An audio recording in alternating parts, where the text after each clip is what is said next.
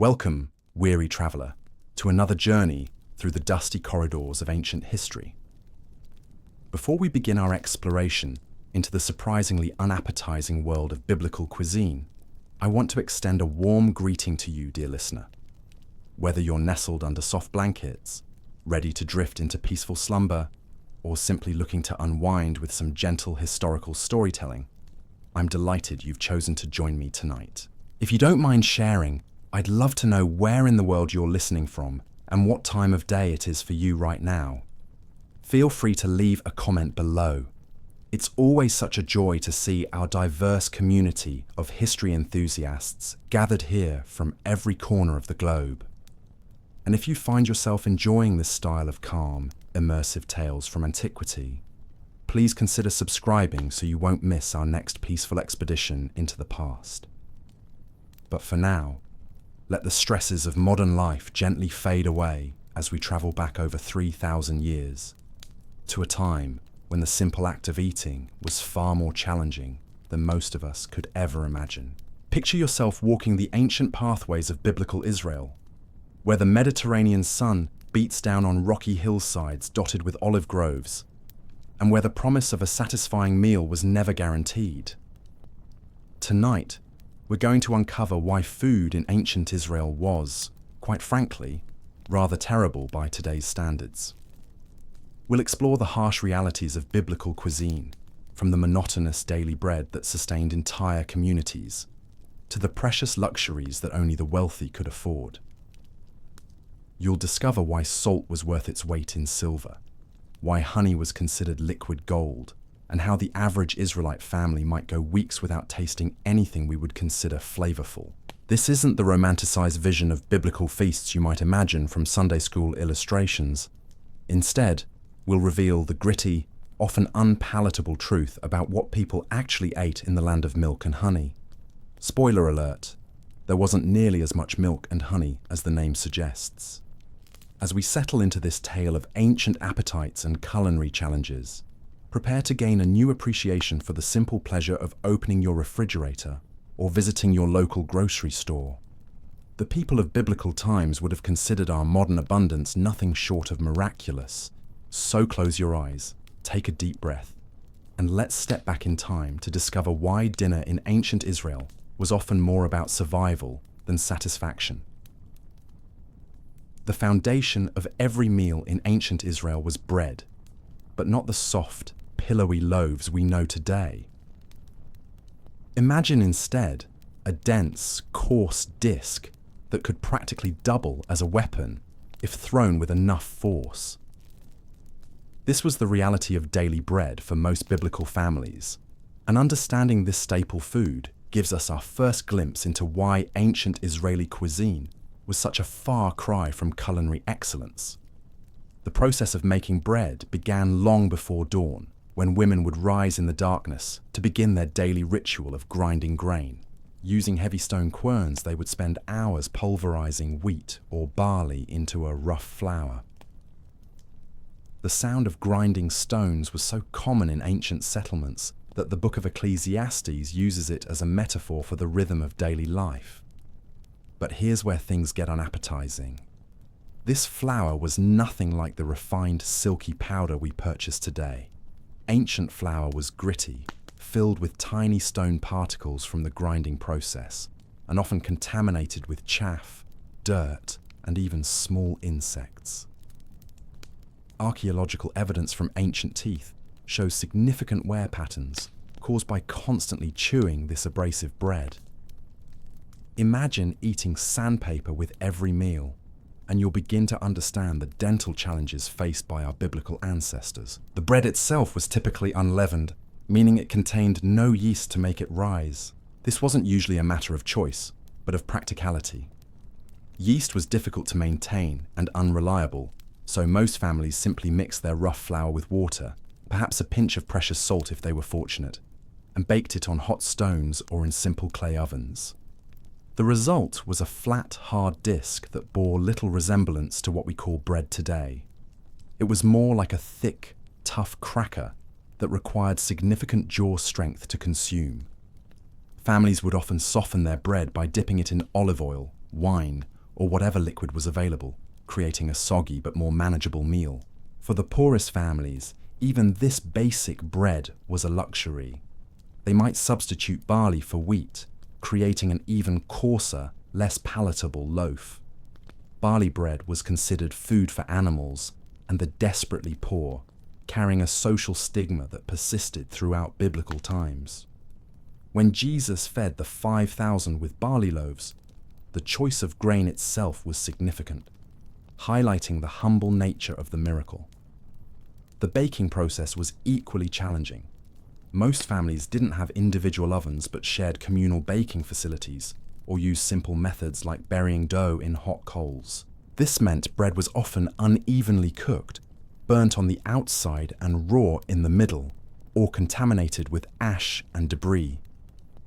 Storage was another constant problem. Without preservatives or proper containers, bread would quickly become moldy or infested with insects. Families had to time their baking carefully, making only what they could consume quickly. During times of siege or famine, people would eat bread that we would consider completely inedible, scraping away mold and ignoring infestations out of sheer necessity. The monotony of this bread-based diet cannot be overstated.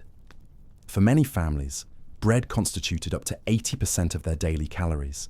Day after day, meal after meal, they consumed the same coarse, flavourless sustenance. There were no sandwich shops, no bakeries offering dozens of varieties, no sweet pastries for special occasions. Just the same gritty, hard bread that sustained life but offered little pleasure. Even the wealthy who could afford wheat instead of barley and perhaps some olive oil for flavour were eating what we would consider barely palatable. Their luxury bread might be slightly less coarse and occasionally flavoured with honey or nuts, but it was still a far cry from anything we would recognise as appetizing. This reliance on bread also made ancient Israeli society incredibly vulnerable to crop failures.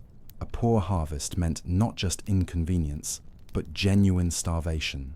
The Bible records numerous famines that devastated the region, forcing people to eat anything they could find, including tree bark, grass, and even more horrifying alternatives that we'll explore later in our journey.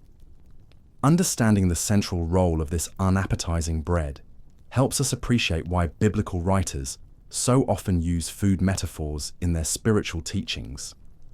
When Jesus called himself the bread of life, his audience understood intimately the life-sustaining but often unpleasant reality of daily bread.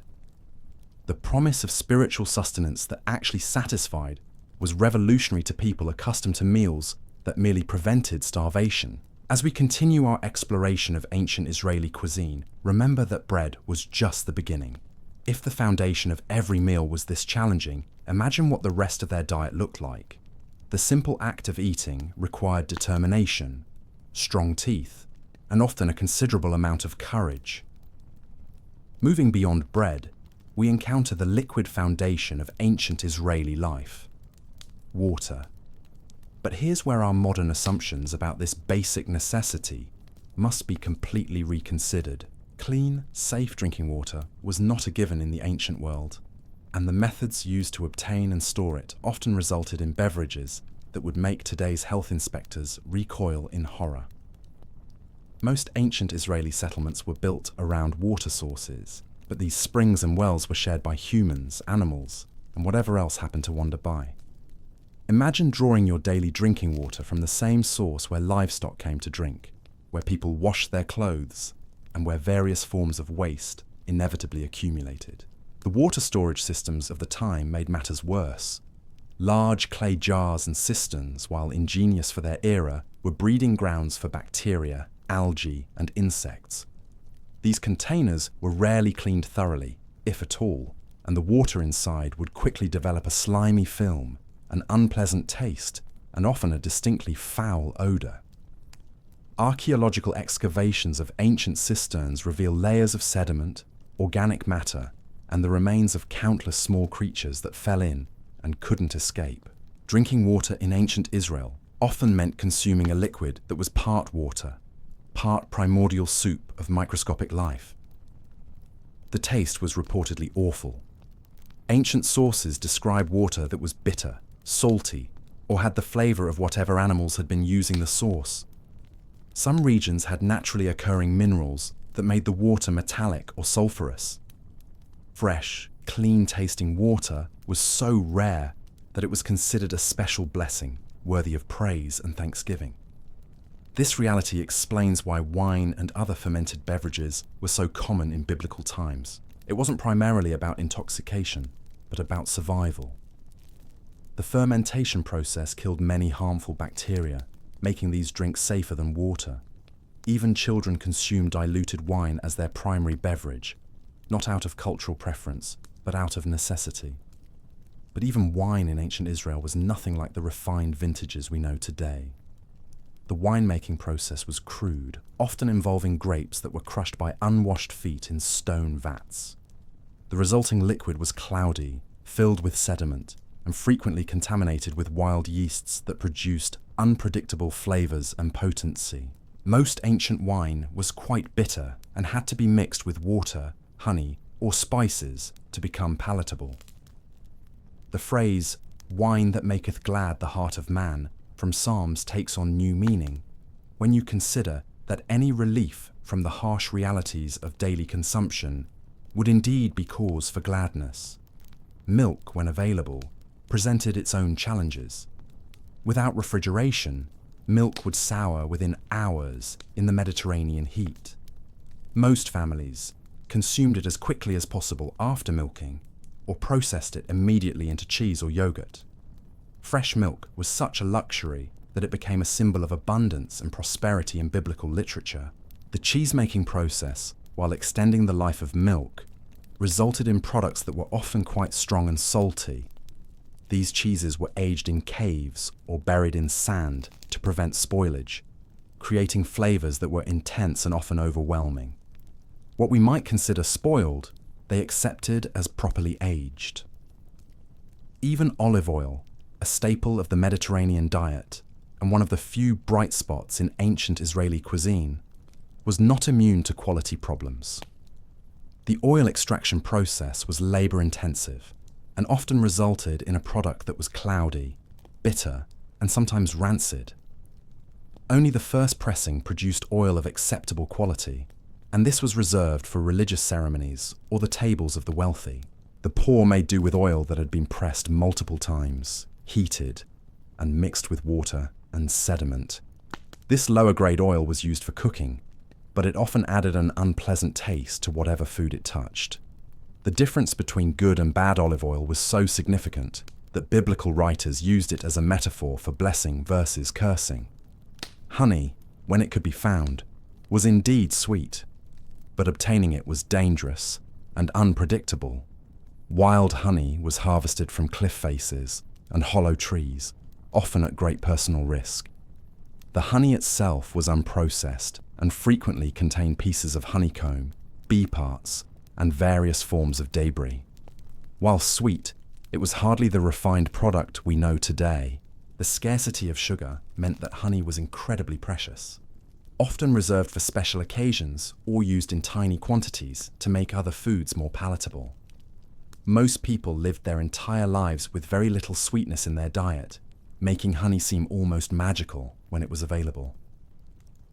These liquid realities shaped every aspect of daily life in ancient Israel. Families planned their days around water collection, spent enormous effort processing and storing beverages, and constantly worried about the safety and availability of liquids. The simple act of quenching thirst was fraught with challenges that we can barely imagine in our modern world of bottled water and refrigerated beverages. As we continue to explore the culinary landscape of biblical times, these liquid limitations become even more significant when we consider how they affected the preparation and consumption of solid foods.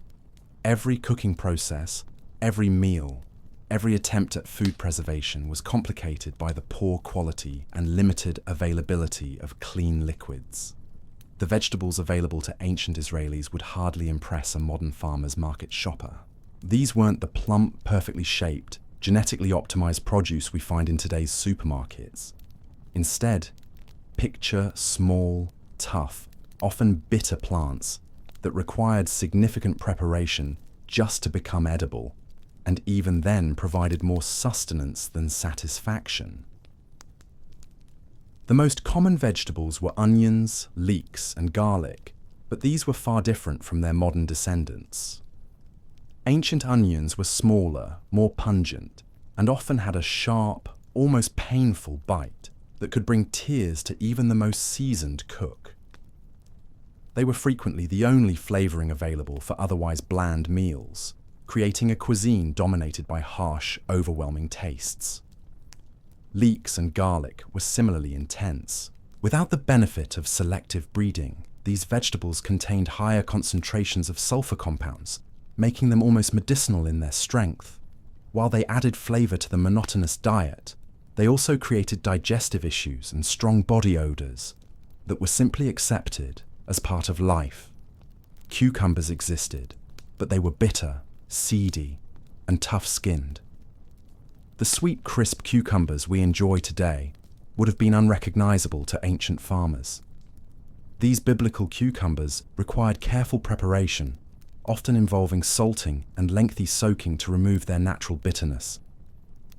Beans and lentils were dietary staples, but preparing them was a time-consuming ordeal.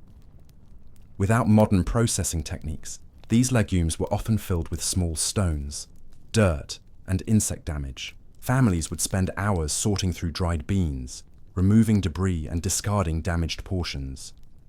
Even after careful cleaning, the beans required long cooking times and frequently remained tough and difficult to digest. The cooking process itself was challenging. Without proper pots and reliable heat sources, beans were often undercooked or burnt. Undercooked legumes caused serious digestive problems, while overcooked ones became mushy and unappetizing. Finding the right balance required skill and experience that many families never fully developed. Melons and gourds provided some variety, but these too were often bitter and required careful selection. Ancient melons were smaller, less sweet, and frequently had thick, tough rinds that made them difficult to process. Many varieties that grew wild were actually toxic or caused digestive distress, requiring local knowledge to distinguish safe foods from dangerous ones. Leafy greens were available seasonally, but they were often tough, bitter, and difficult to clean. Without running water and proper washing techniques, these vegetables frequently carried parasites, dirt, and contamination that caused illness. Families learned to cook greens thoroughly, often boiling them until they were nearly unrecognizable to reduce the risk of disease. The preservation of vegetables was nearly impossible without salt and proper storage techniques.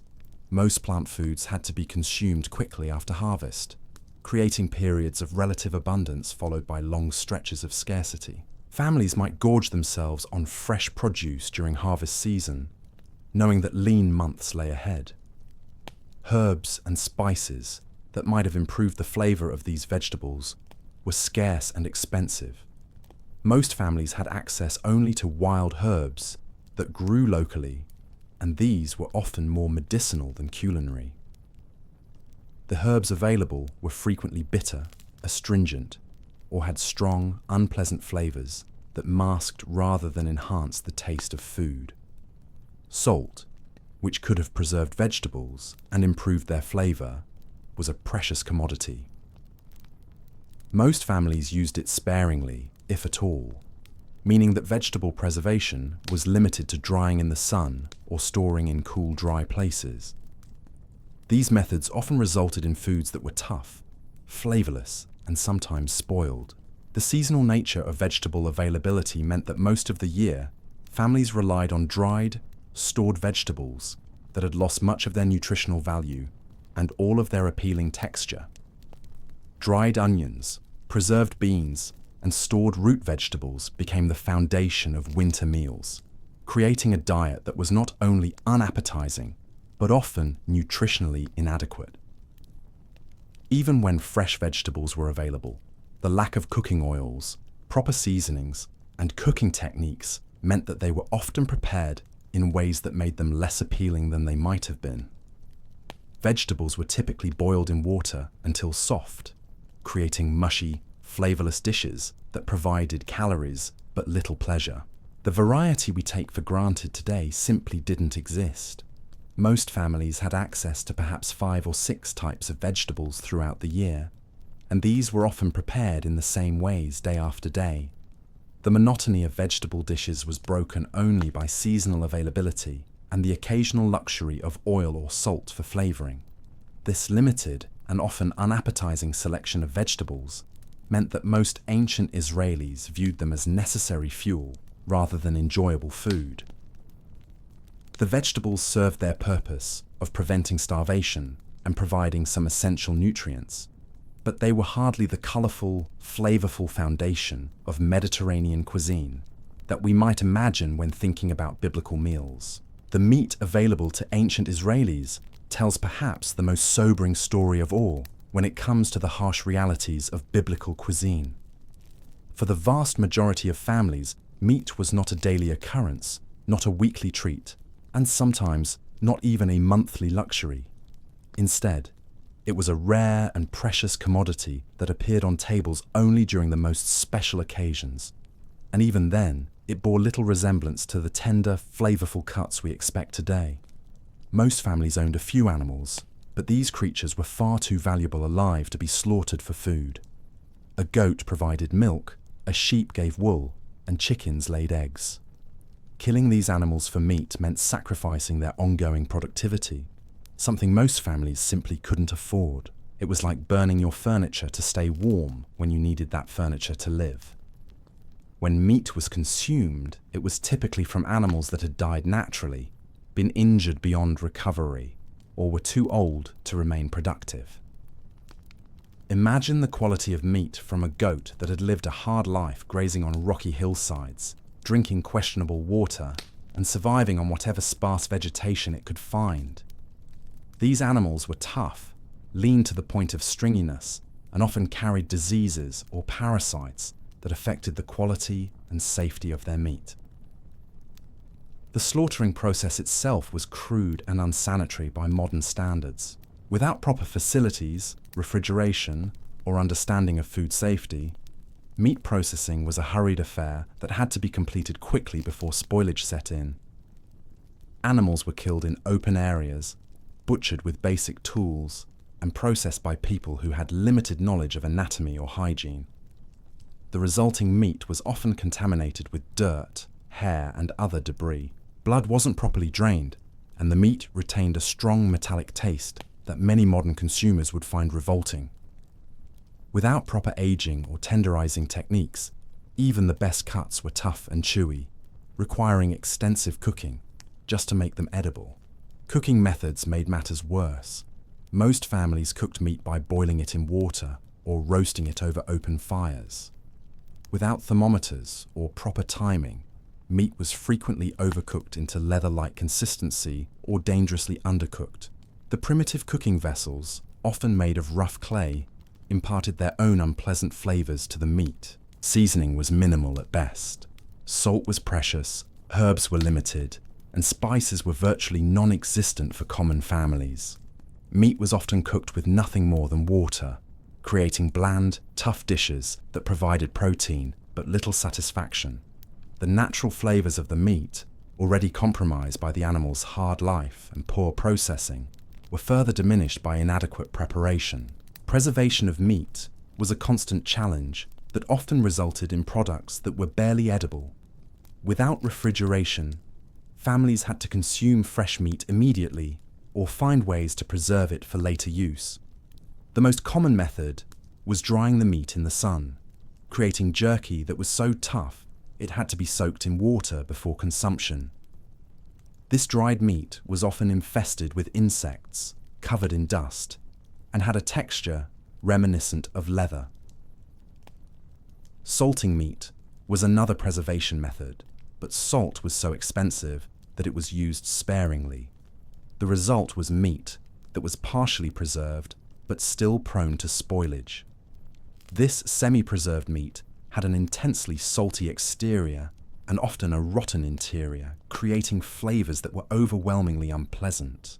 Smoking meat was practiced when wood was available, but the process was inexact and often resulted in meat that was either under-smoked and prone to spoilage, or over-smoked and bitter.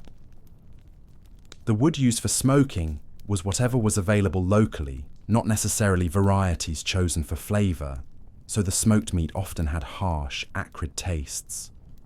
Fish, while mentioned in biblical accounts, was available only to those living near bodies of water. For most inland communities, fish was an exotic luxury that appeared rarely, if ever. When fish was available, it faced the same preservation challenges as meat, often being dried or salted, to the point where it became nearly inedible. The fish that was consumed was typically small, bony, and caught using primitive methods that didn't allow for careful selection or proper handling.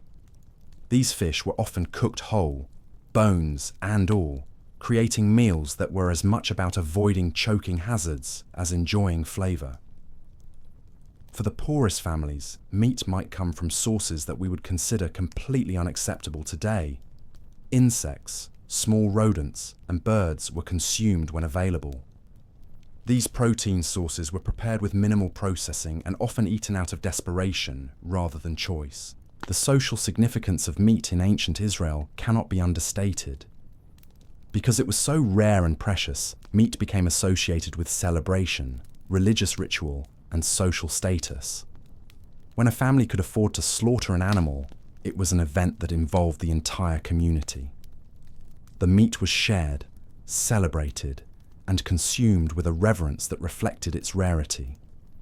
This scarcity meant that most ancient Israelis lived their lives with very little high-quality protein in their diets. The effects of this protein deficiency were visible in their physical development, health, and longevity. Archaeological evidence from skeletal remains shows signs of malnutrition and stunted growth that can be directly attributed to inadequate protein intake. Religious dietary laws further complicated meat consumption. The complex rules about which animals could be eaten, how they should be slaughtered, and how the meat should be prepared added additional layers of difficulty to an already challenging food source. These laws, while serving important spiritual and health purposes, made meat even less accessible to ordinary families. The contrast between the meat available to the wealthy and that consumed by common people was stark. Wealthy families might occasionally enjoy properly slaughtered, well-prepared meat from healthy animals, while the poor made do with scraps, offal, and meat from diseased or dying animals. This disparity in protein quality contributed to the significant health and social differences between classes in ancient Israeli society. Even during religious festivals, when animals were sacrificed and meat was more widely available, the quality remained poor by modern standards.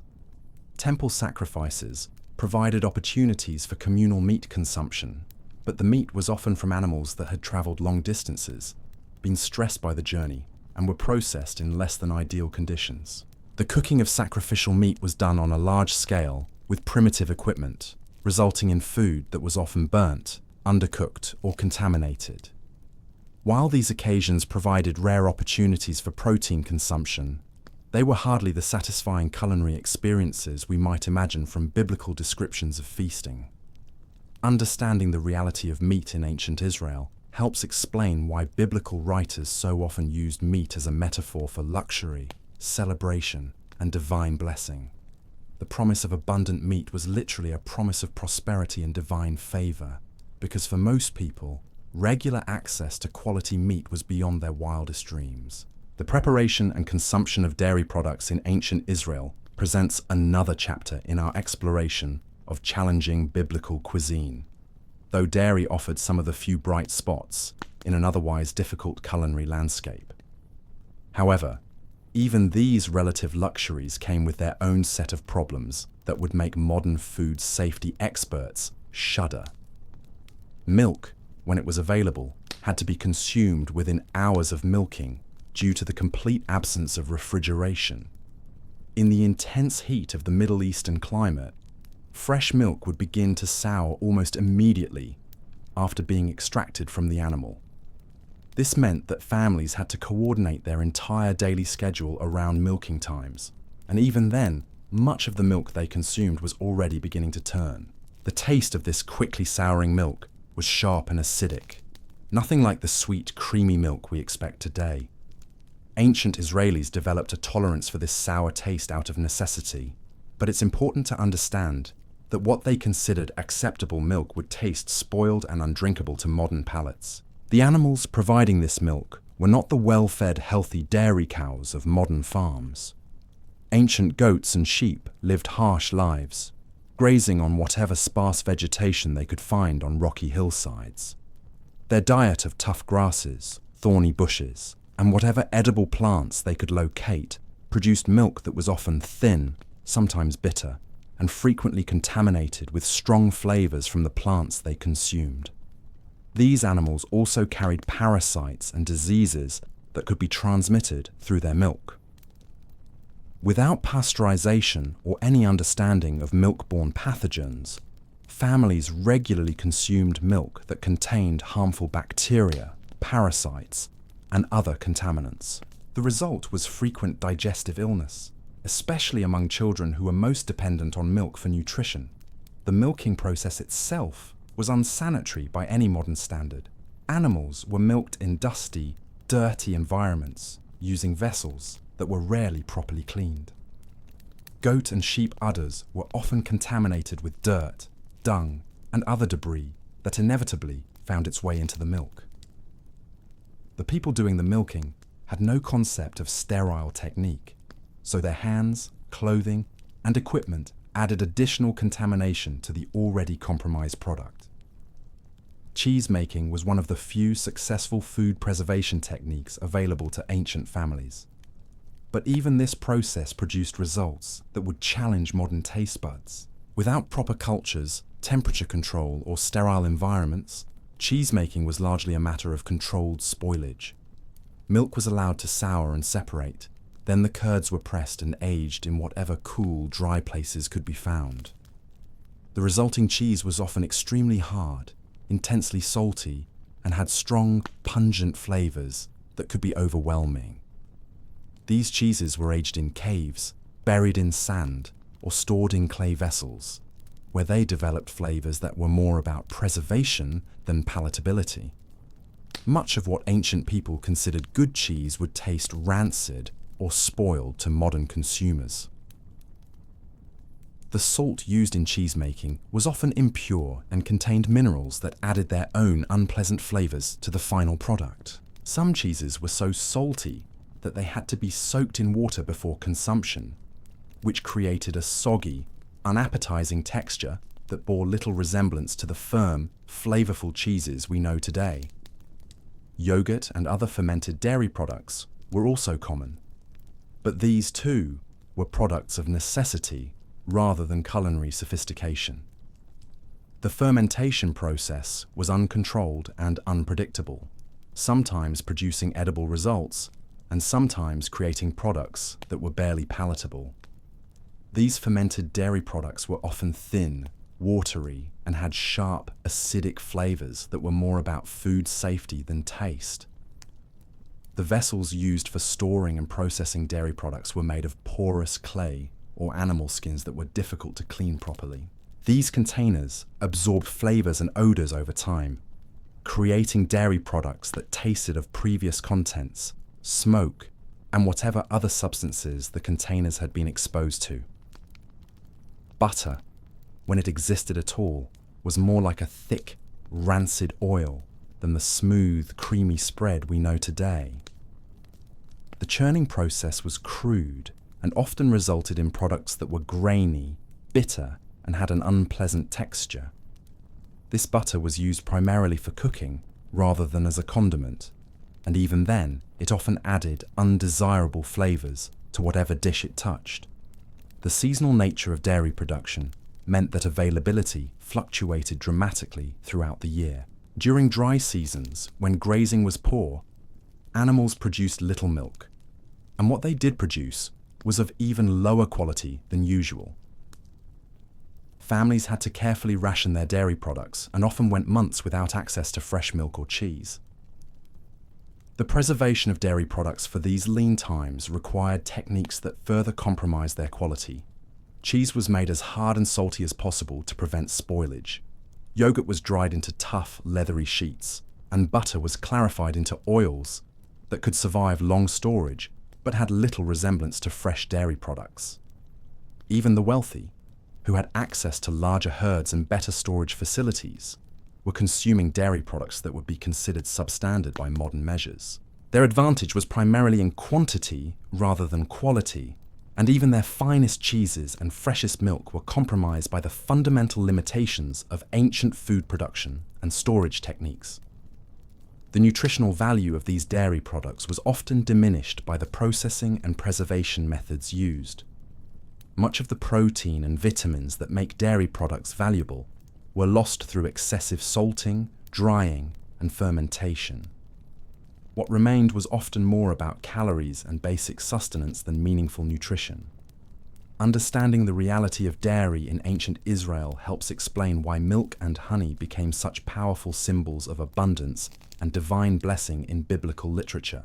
The promise of land flowing with milk and honey represented not just adequacy, but genuine luxury, because even basic dairy products were challenging to produce, preserve, and consume in ways that were safe and reasonably palatable. The herbs and seasonings available to ancient Israelis were perhaps the most disappointing aspect of their culinary landscape, especially when we consider how these same plants are celebrated in modern Mediterranean cuisine. What grew wild on the hillsides of biblical times bore little resemblance to the aromatic, carefully cultivated herbs we use today to transform simple ingredients into flavorful meals. Wild mint existed, but it was nothing like the refreshing herb we know. Ancient mint was often bitter, woody, and had an almost medicinal intensity that could overwhelm rather than enhance food. The plants grew in harsh conditions, developing tough leaves with concentrated oils that were more suitable for treating ailments than seasoning meals. When used in cooking, this wild mint often added a harsh, astringent flavor that many found unpleasant. The oregano and thyme that grew naturally in the region were similarly intense and often unpalatable. These wild herbs had not been selectively bred for culinary use, so they contained high concentrations of volatile compounds that made them almost too strong to consume. A small pinch of wild oregano could overpower an entire pot of food, and finding the right balance required experience that many families never developed. Coriander seeds were available, but processing them into usable spice was labor-intensive and often resulted in products that were inconsistent in flavor and quality. The seeds had to be carefully dried, ground using primitive stone tools, and stored in containers that weren't always effective at preserving their potency. Much of the coriander used in ancient cooking was stale, bitter, or contaminated with debris from the grinding process. Dill and fennel grew wild, but they were often confused with poisonous plants that looked similar. Families had to rely on traditional knowledge to distinguish safe herbs from dangerous ones, and mistakes could be fatal. Even when correctly identified, these wild herbs were often past their prime, too mature, or growing in conditions that affected their flavor and safety. The mustard that grew in the region was intensely hot and bitter, nothing like the mild condiments we know today. Wild mustard seeds were so pungent that they were used more as medicine than seasoning, and consuming them in any significant quantity could cause digestive distress. When families did use mustard for flavoring, it was in tiny amounts that provided heat but little pleasant taste. Cumin was known but expensive, available only through trade networks that were unreliable and costly. When families could afford cumin, it was often old, weak, or adulterated with other substances to increase the merchant's profits. The cumin that reached ordinary households was frequently stale, contaminated, or mixed with cheaper seeds that diluted its flavor and effectiveness. The processing and storage of herbs presented constant challenges. Without proper drying techniques, herbs would quickly develop mold or lose their potency. Families would hang bundles of herbs in their homes, but these often became dusty, infested with insects, or contaminated with smoke from cooking fires. The herbs that were successfully dried were often so brittle that they crumbled to powder, losing much of their original character. Salt, which we've mentioned before, was so precious that it was used primarily for preservation rather than seasoning. The salt that was available was often impure, containing sand, clay, and other minerals that added unpleasant flavors to food. Some salt deposits in the region were naturally bitter or had metallic tastes that made food less appetizing rather than more flavorful. The lack of sweet seasonings was particularly challenging. Honey was rare and expensive, sugar was completely unknown, and the few fruits that could be dried for sweetening were often too precious to use for everyday cooking. This meant that most meals had no sweet elements to balance bitter or salty flavors, creating a cuisine that was uniformly harsh and intense. Garlic and onions, while available, were often so strong that they dominated any dish they were added to. These weren't the mild, carefully bred varieties we use today, but intense wild plants that could make food almost inedible if used in anything but the smallest quantities. Many families learned to use these seasonings sparingly, but even small amounts could create overwhelming flavors that masked rather than enhanced other ingredients. The absence of imported spices was keenly felt by those who had experienced trade with other regions. Cinnamon, ginger, cloves, and other exotic spices were known to exist, but were so expensive that they were reserved for the wealthiest families or special religious ceremonies. For ordinary people, these spices remained tantalizing legends, flavors they might taste once or twice in their lifetimes during major celebrations. Black pepper, now so common that we take it for granted, was virtually unknown in ancient Israel. The few peppercorns that reached the region through distant trade routes were worth more than their weight in silver. Most families lived their entire lives without tasting this basic seasoning that we consider essential to cooking. Even when herbs and spices were available, the cooking methods of the time often destroyed or diminished their flavors. Long boiling in water leached out the essential oils that gave herbs their taste, while roasting over open fires often burnt delicate seasonings before they could enhance the food. The primitive cooking vessels and techniques meant that even good seasonings were frequently wasted or rendered ineffective. The seasonal nature of herb availability created additional challenges. Most aromatic plants were only available for short periods during the year, and preserving them effectively was difficult. Families might have access to fresh herbs for a few weeks during growing season, then go months without any meaningful seasonings beyond salt and the occasional dried remnant.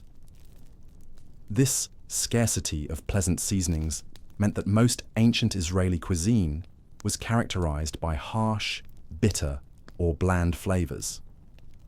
The few families who had access to good herbs and spices guarded them jealously, using them sparingly and only for the most important meals.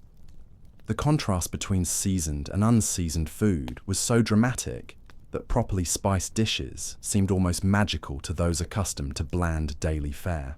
The medicinal use of herbs often took precedence over their culinary applications. Many plants that could have improved the taste of food were reserved for treating illnesses, wounds, or other health problems. This meant that even when flavorful herbs were available, they were often considered too valuable to waste on everyday cooking. Religious restrictions also limited the use of certain herbs and seasonings. Some plants were associated with pagan rituals or foreign customs, making them forbidden for observant families. These restrictions, while serving important spiritual purposes, further reduced the already limited options for making food more palatable. The grinding and preparation of spices was extremely labor-intensive with primitive tools. Families might spend hours grinding small quantities of seeds or dried herbs, only to produce seasonings that were inconsistent in texture and potency. Much of the effort spent preparing seasonings resulted in products that were barely adequate for improving the taste of food. Understanding the reality of herbs and seasonings in ancient Israel helps explain why the biblical writers so often use spices as metaphors for luxury, celebration, and divine blessing. The promise of abundant spices represented not just flavorful food, but genuine prosperity. Because for most people, well-seasoned meals were rare and precious experiences that occurred only during the most special occasions. The cooking methods available to ancient Israelis were as primitive and challenging as the ingredients themselves, creating yet another layer of difficulty in an already unappetizing culinary landscape. The way food was prepared often made poor ingredients even worse, transforming what little flavor existed into something barely recognizable as edible. Most families cooked over open fires, using wood that was scarce and precious. The fuel available was often green wood, dried dung, or whatever combustible materials could be scavenged, creating fires that burned unevenly and produced heavy smoke. This smoke permeated everything, giving food a harsh, acrid taste that overwhelmed any natural flavors the ingredients might have possessed. The cooking vessels were crude clay pots that were porous, fragile, and difficult to clean. These pots absorbed flavors from previous meals, smoke from fires, and whatever other substances they came into contact with. Over time, they developed permanent stains and odors that affected every dish prepared in them. A pot used for cooking fish would forever taste of fish, while one used for strong herbs would impart those flavors to every subsequent meal. Temperature control was virtually impossible with these primitive cooking methods.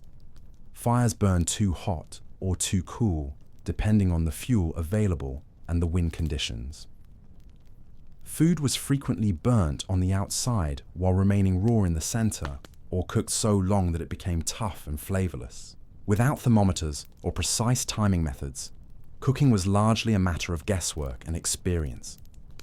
Boiling was one of the most common cooking methods, but it often resulted in foods that were overcooked and mushy.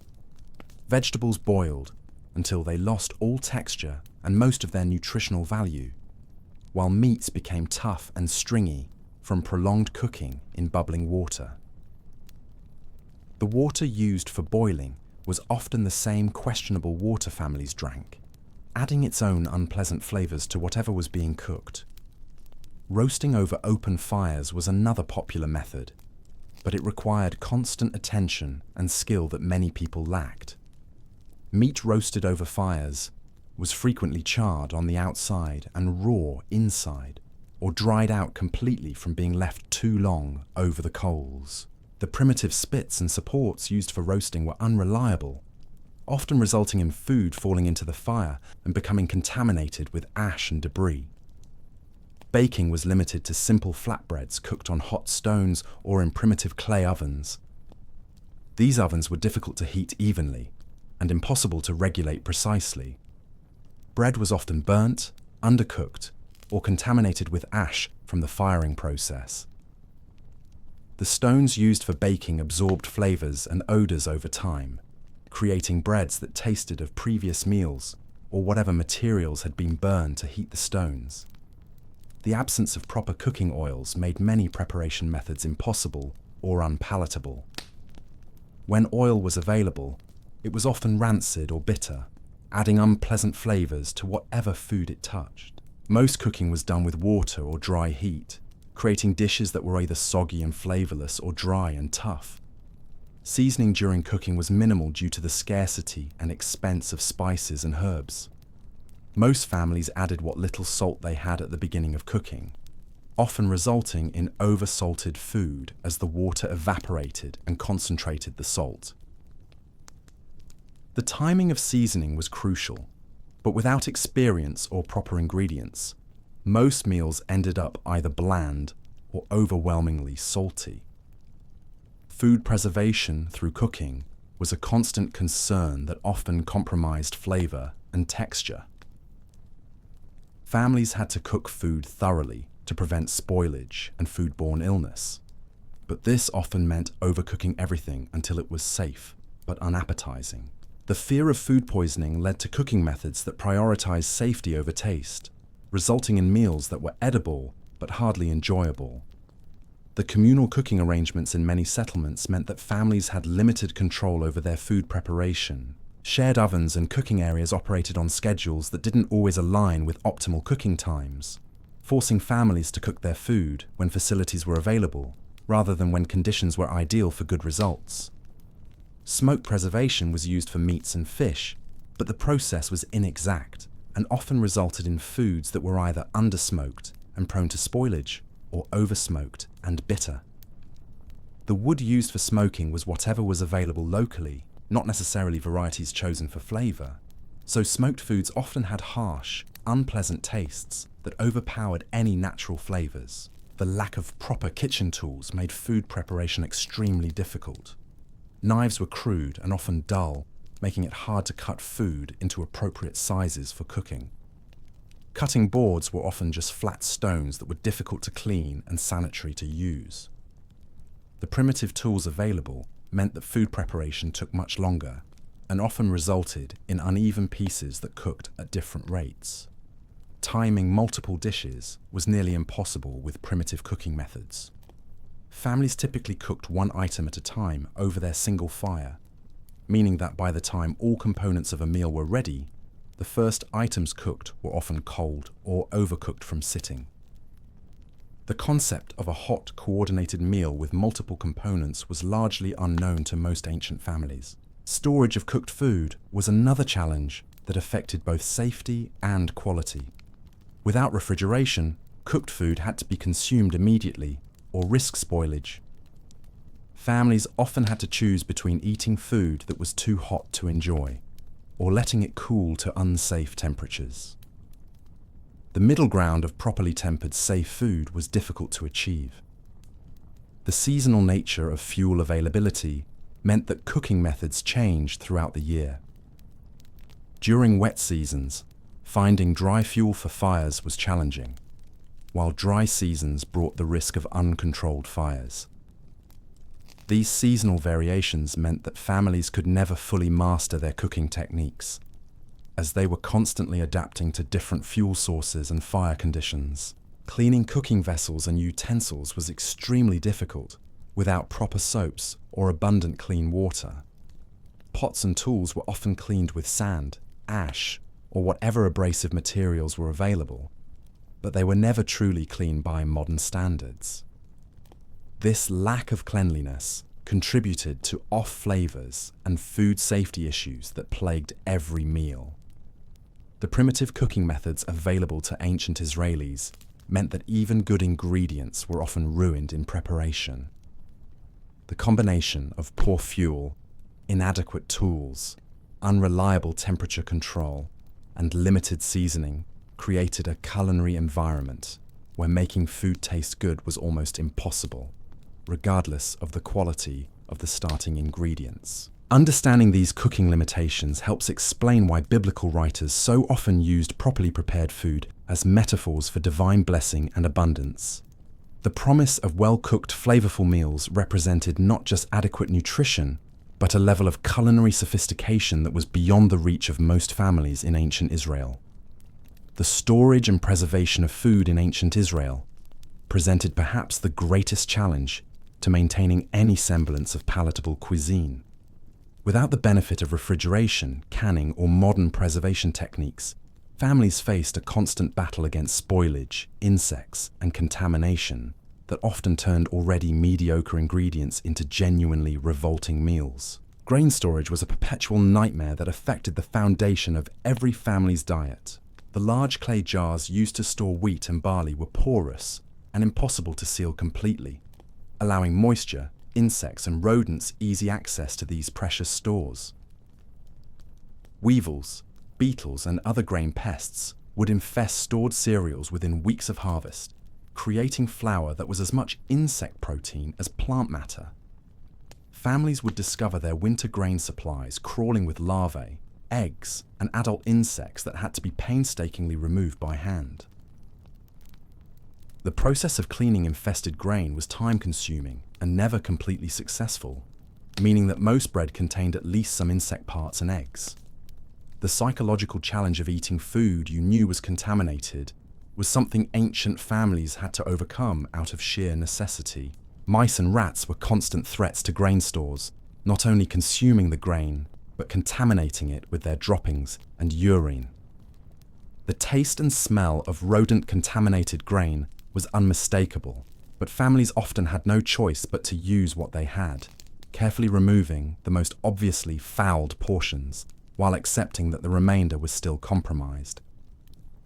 The clay storage vessels themselves contributed to food spoilage. These porous containers absorbed moisture from the air, creating humid conditions inside that promoted mold growth. Ancient grain stores frequently developed thick coatings of green and black mold that had to be scraped away before the grain could be ground into flour.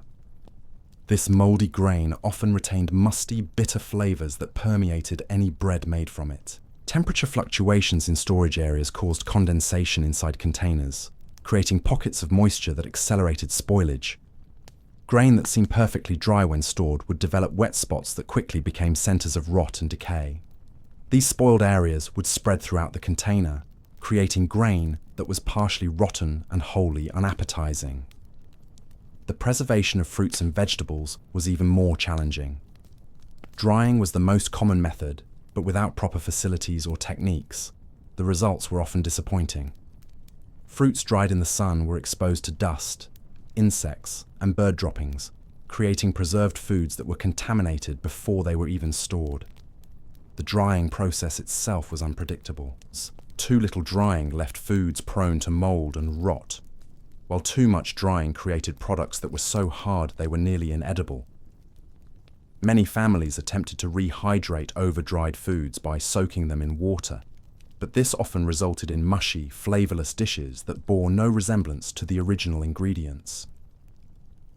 Fig cakes and dried grapes were common preserved foods, but they were often infested with insects and contaminated with debris from the drying process.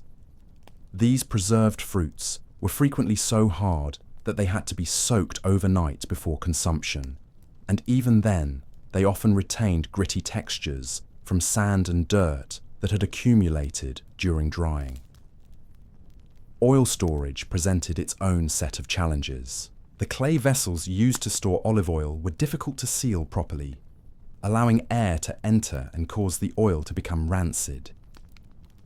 Rancid olive oil had a bitter, unpleasant taste that could ruin any dish it touched. But families often had no choice but to use what they had, as fresh oil was expensive and hard to obtain. The oil containers were also prone to contamination from insects, dust, and other debris that fell into the open vessels. Straining techniques were primitive, so most oil contained floating particles of unknown origin that affected both taste and appearance. Some families developed a tolerance for slightly contaminated oil, but by modern standards, much of what they consumed would be considered completely unacceptable. Wine storage was equally problematic. Without proper sealing methods or understanding of fermentation control, wine often continued to ferment in storage, becoming increasingly sour and eventually turning to vinegar. While vinegar had its uses, families expecting wine were often disappointed to find their stores had transformed into harsh, acidic liquids that were barely drinkable. The clay amphora used for wine storage were porous and absorbed flavors from previous contents. A vessel that had held olive oil would forever impart oily flavors to wine, while containers that had stored grain might add musty, stale tastes to otherwise acceptable beverages. The inability to properly clean these vessels meant that cross-contamination was constant and unavoidable. Meat preservation was perhaps the most dangerous aspect of ancient food storage. Without refrigeration, families had to process and preserve meat immediately after slaughter, often in less than ideal conditions. The salting process required large quantities of expensive salt, and families who couldn't afford adequate salt often ended up with partially preserved meat that was prone to spoilage. Dried meat, or jerky, was tough and often contaminated with insects and dust from the drying process.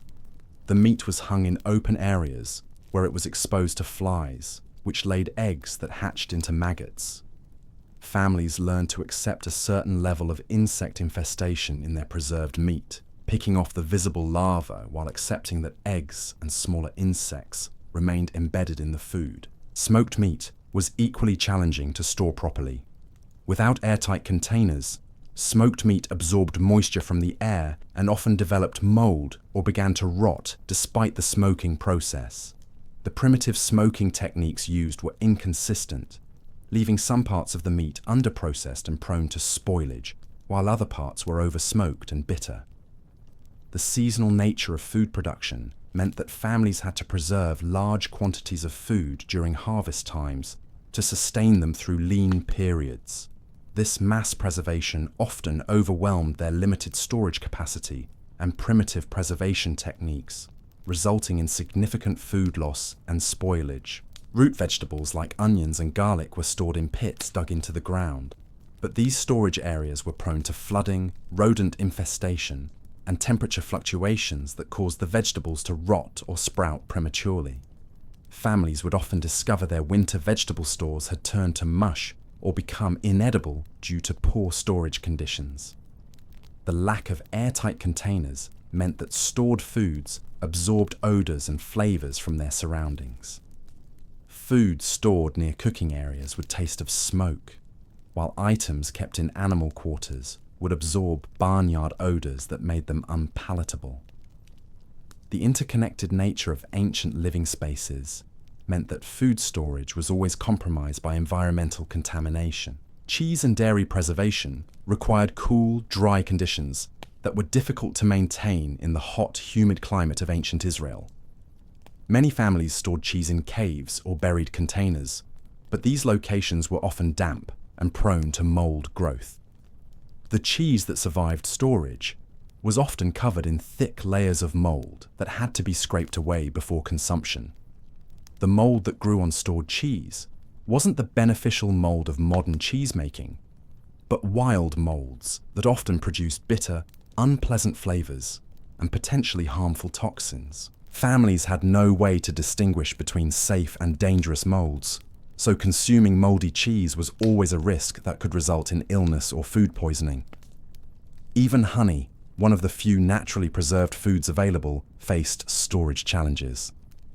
Honey stored in porous clay vessels would absorb moisture from the air and begin to ferment, creating alcoholic honey that was intoxicating but not particularly sweet.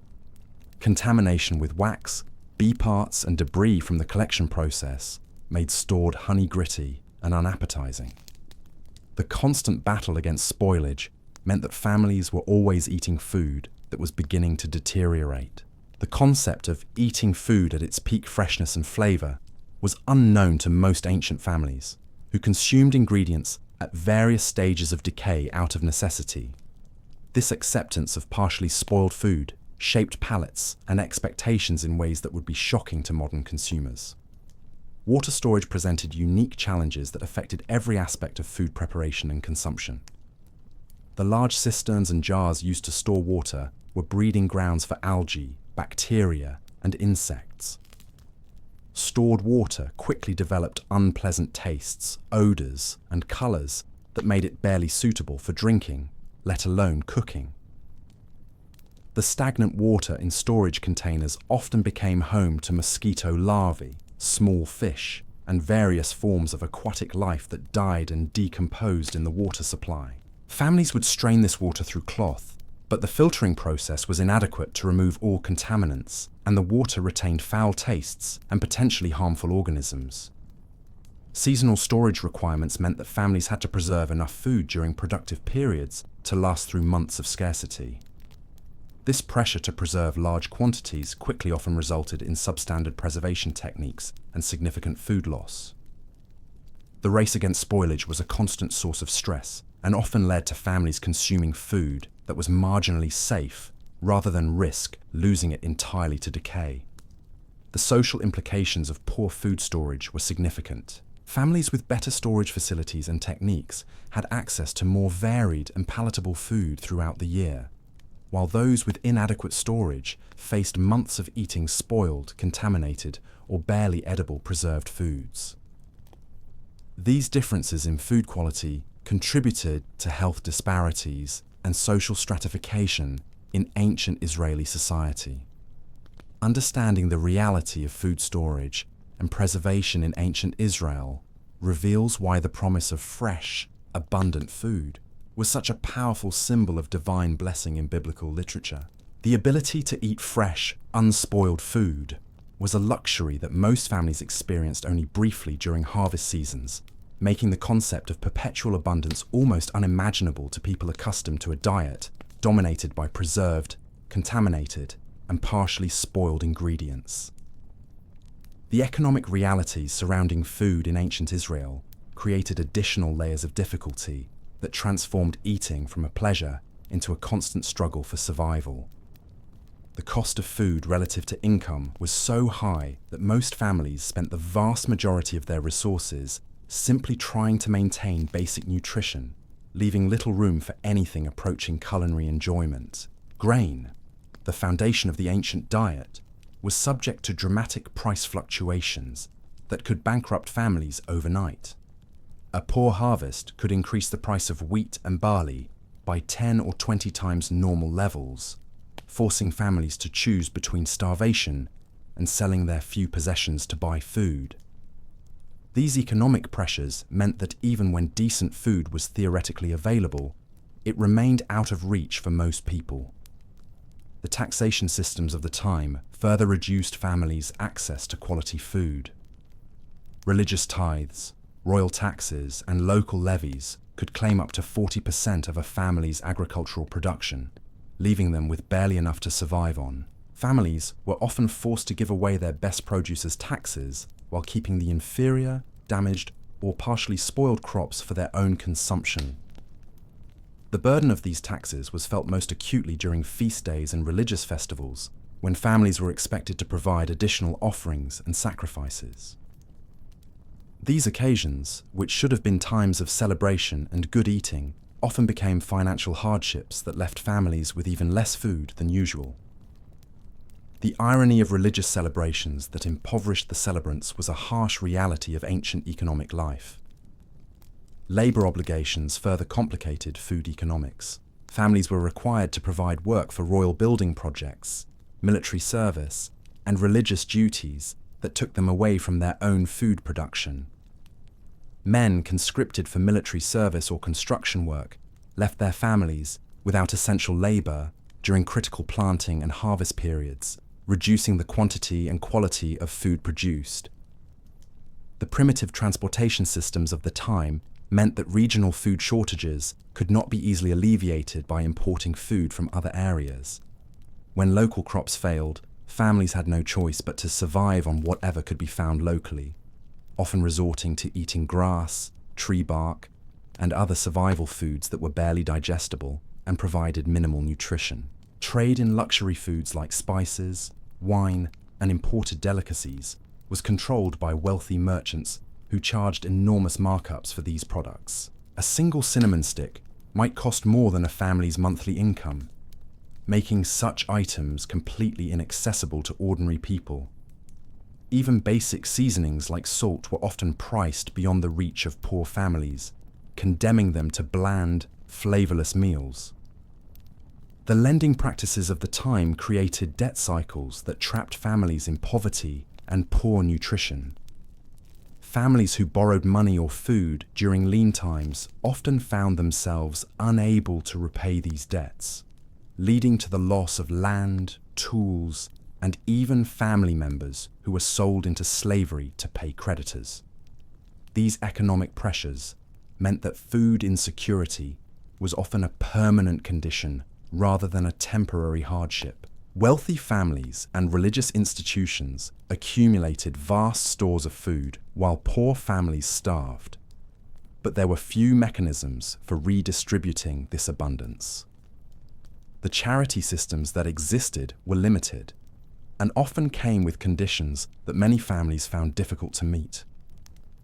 Pride and social stigma prevented many from seeking help until they were desperate, by which time their nutritional status had already suffered significant damage. The seasonal nature of agricultural work meant that families had income only during harvest periods, but they needed to eat year-round. This mismatch between income and expenses forced families to make difficult choices about when to eat well and when to subsist on minimal rations. Most families ate their best food immediately after harvest and gradually reduced their food quality and quantity as stored supplies dwindled. Crop failures were economic disasters that could destroy families for generations. A single bad harvest could force families to sell their land, tools, and animals to buy food, leaving them without the means to produce food in future years. These economic shocks created cycles of poverty and malnutrition that were difficult to escape. The concentration of land ownership in the hands of wealthy elites meant that most families worked as tenant farmers or laborers rather than owning their own productive land. These arrangements often left families with only a small percentage of what they produced, forcing them to survive on the leftovers after landlords, tax collectors, and creditors had taken their shares. Market manipulation by wealthy traders and storage facility owners created artificial scarcities that drove up food prices even when adequate supplies existed.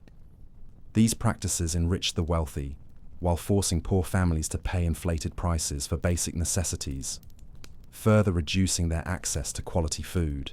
The lack of food preservation technology meant that families could not take advantage of periods of abundance to prepare for lean times. Surplus food during good harvests often spoiled before it could be consumed, while families who might have benefited from that surplus went hungry during the off-season. This inability to effectively store and distribute food created waste and scarcity simultaneously. Military conflicts and political instability disrupted food production and distribution systems, creating sudden shortages and price spikes that devastated family budgets. Wars not only destroyed crops and livestock directly, but also displaced farmers and disrupted trade routes, creating long-lasting effects on food availability and affordability. The primitive banking and credit systems of the time made it difficult for families to smooth out income and expense fluctuations.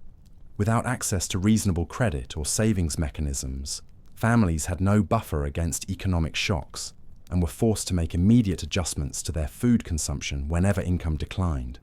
Religious and cultural obligations often required families to spend money on ceremonial foods and ritual meals, even when they could barely afford basic nutrition.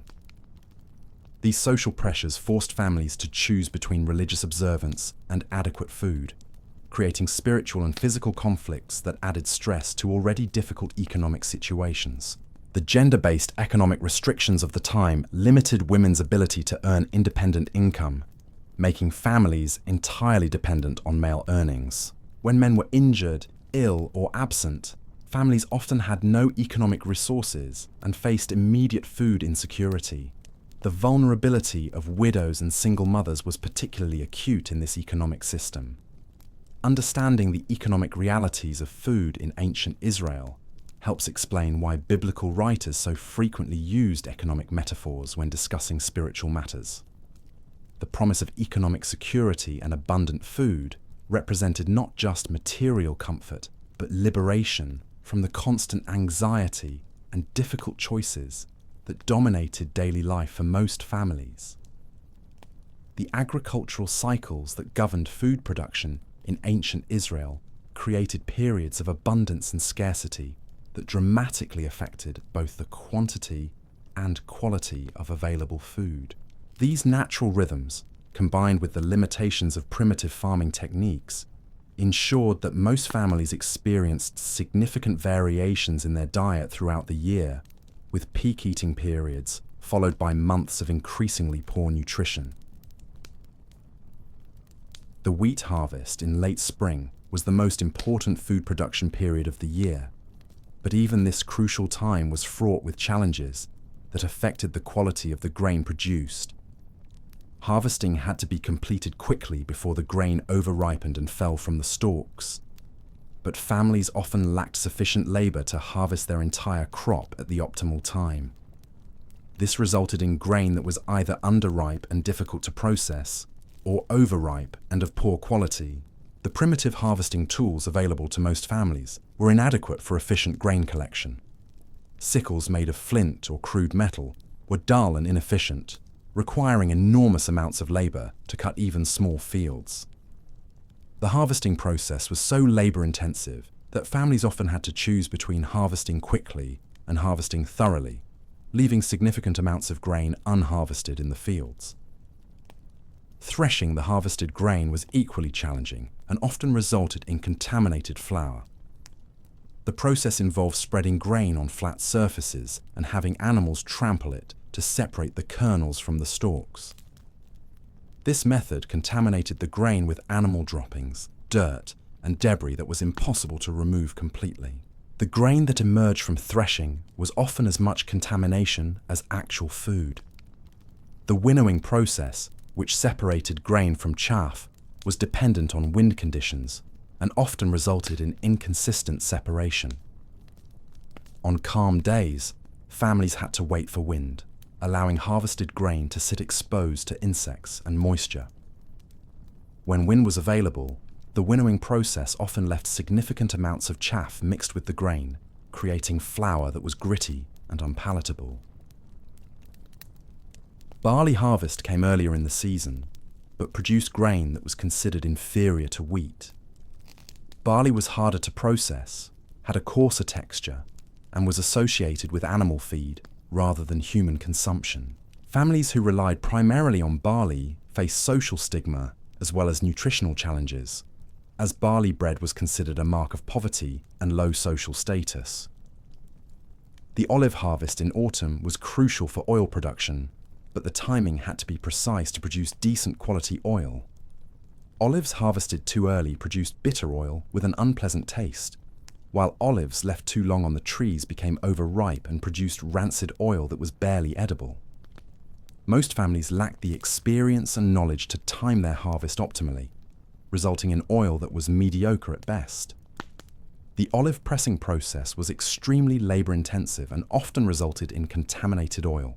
Olives were crushed in stone presses that were difficult to keep clean, and the oil was often contaminated with pieces of pit, flesh, and debris from the pressing process. The first pressing produced the best oil, but most families had to continue pressing to extract every possible drop, creating increasingly bitter and contaminated oil with each subsequent pressing. Grape harvest for wine production faced similar timing challenges. Grapes had to be perfectly ripe to produce decent wine, but determining optimal ripeness required experience that many families lacked. Grapes harvested too early produced sour wine, while overripe grapes created wine that was too sweet and prone to spoilage. The narrow window for optimal harvest meant that weather conditions often forced families to harvest at suboptimal times. The winemaking process was primitive and often resulted in contaminated or spoiled beverages. Grapes were crushed by foot in stone vats that were difficult to sanitize, and the fermentation process was uncontrolled and unpredictable. Wild yeasts in the environment could create wine with off flavors or turn the grape juice into vinegar instead of wine. Vegetable production was limited by the short growing seasons and lack of irrigation systems. Most vegetables had to be grown during brief periods when natural rainfall provided adequate moisture, creating intense periods of abundance followed by long stretches without fresh produce. Families had to consume vegetables quickly when they were available, as preservation methods were inadequate for maintaining quality. The lack of crop rotation and soil management techniques meant that agricultural productivity declined over time.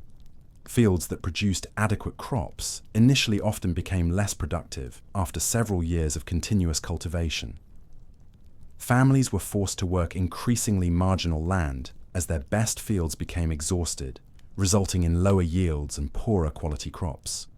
Pest and disease management was primitive and often ineffective. Locusts, caterpillars, and other agricultural pests could destroy entire crops within days, leaving families without food for the entire year.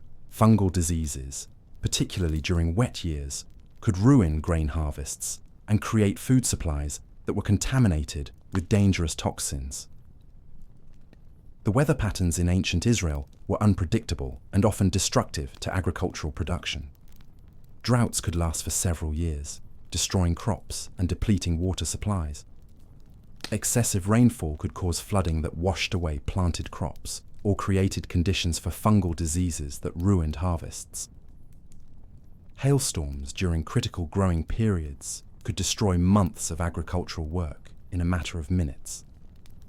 These weather events were completely unpredictable and could reduce a family from prosperity to starvation overnight.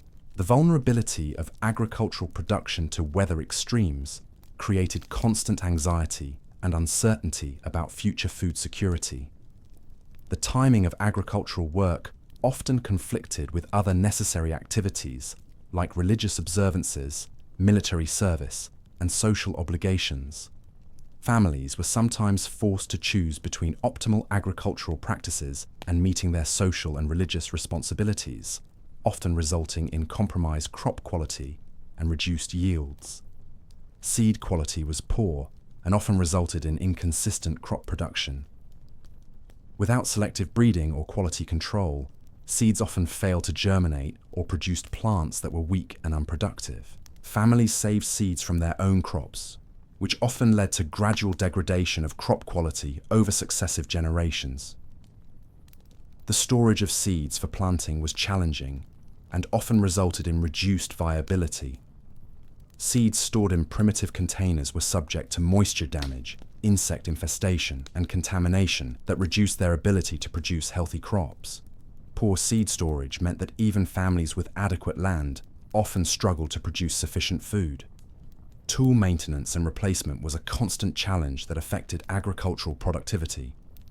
Primitive farming tools broke frequently and were difficult to repair or replace. Families often had to continue agricultural work with inadequate or broken tools, reducing their efficiency and the quality of their crops. The seasonal nature of agricultural work created periods of intense labor, followed by periods of relative inactivity. During peak agricultural seasons, families worked from dawn to dusk to complete necessary tasks, often resulting in exhaustion and health problems. During off-seasons, families had little productive work available, creating economic hardship and food insecurity.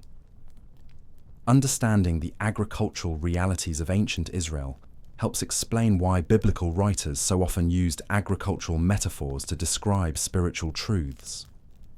The uncertainty, hard work, and often disappointing results of agricultural life provided powerful analogies for the spiritual struggles and hopes of ancient people seeking meaning and security in an unpredictable world.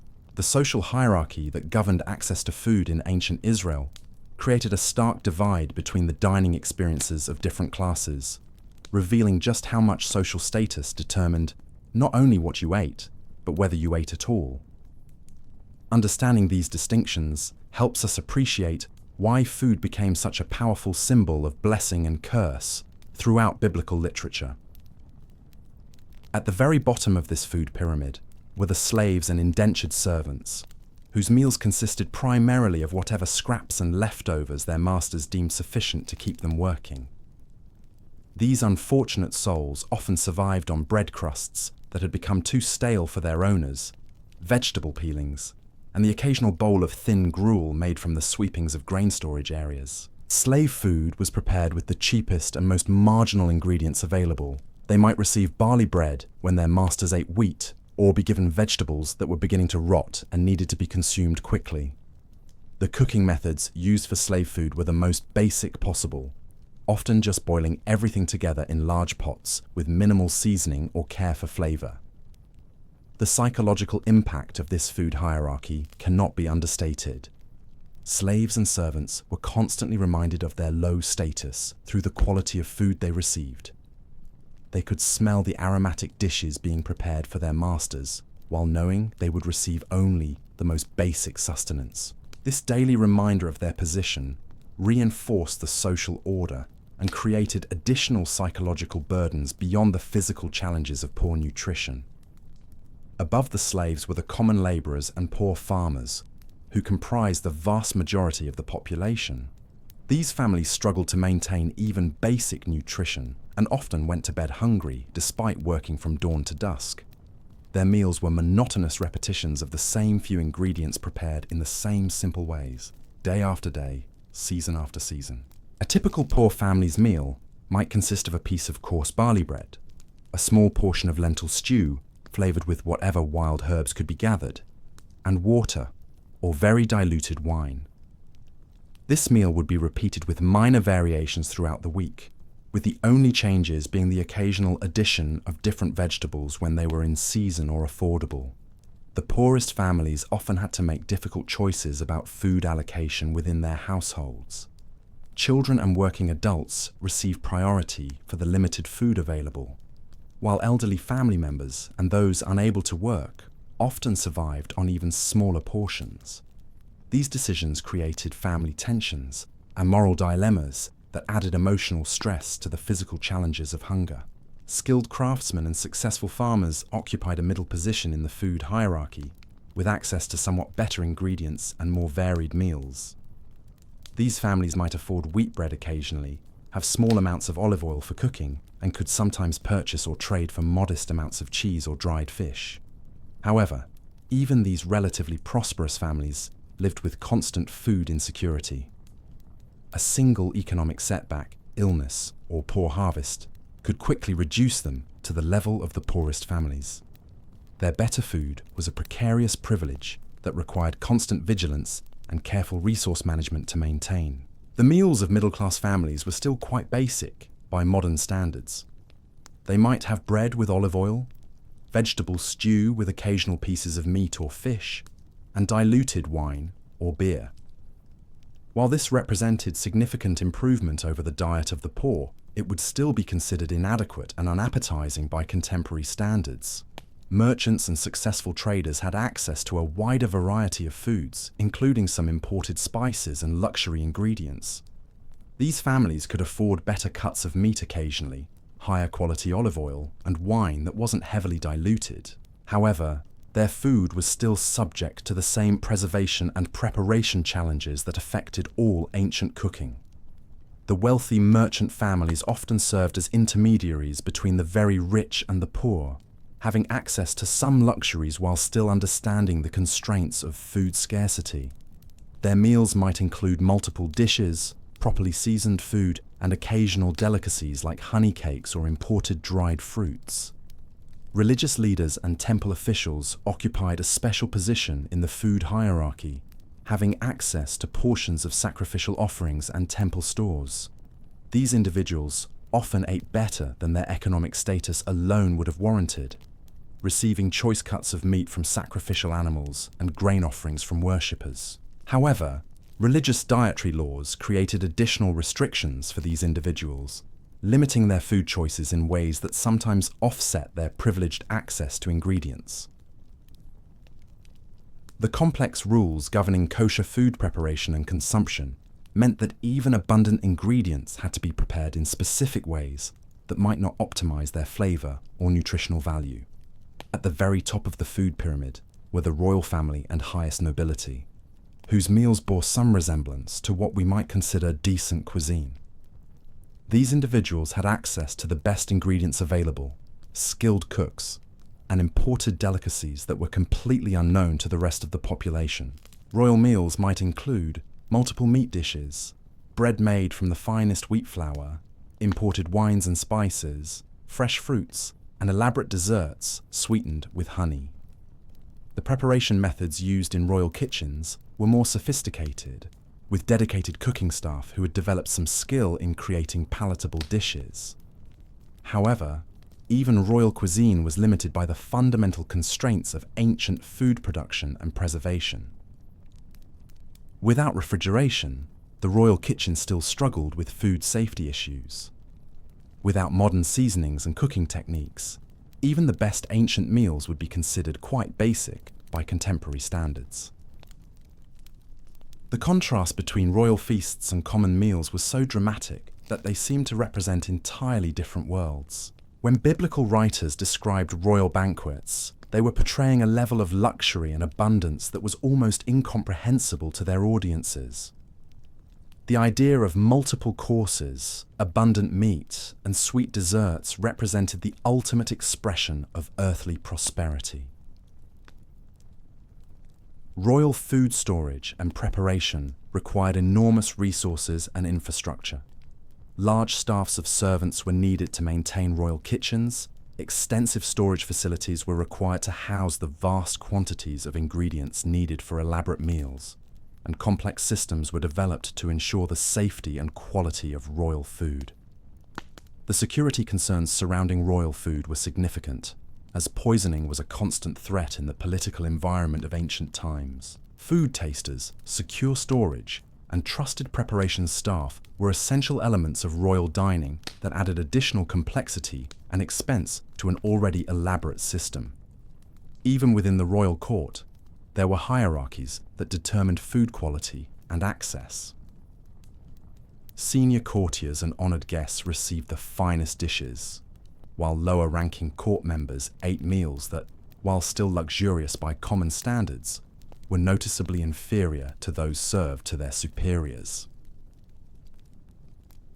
The seasonal nature of food production affected even royal dining, creating periods when certain ingredients were unavailable, regardless of wealth or status. Royal cooks had to adapt their menus based on what was available, and even kings sometimes had to accept meals that were limited by the fundamental constraints of ancient agriculture. Special occasions and religious festivals created opportunities for temporary elevation in food quality across all social classes. During major celebrations, even poor families might receive portions of sacrificial meat or special foods that were distributed as part of religious observances. These occasions provided brief glimpses of better nutrition and more varied diets. However, these special occasions also highlighted the normal disparities in food access.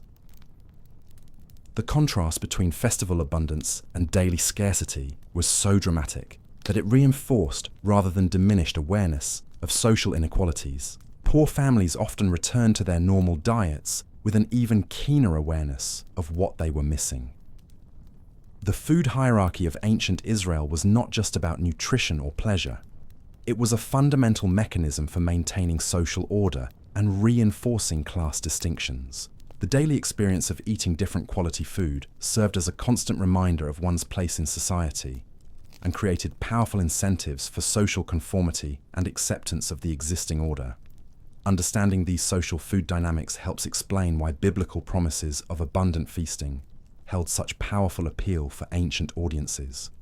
The idea of a time when everyone would have access to good food represented not just material prosperity, but a fundamental transformation of social relationships and divine justice. The psychological and physical effects of chronic malnutrition were widespread throughout ancient Israeli society, affecting not just individual health, but the entire character and capability of the population.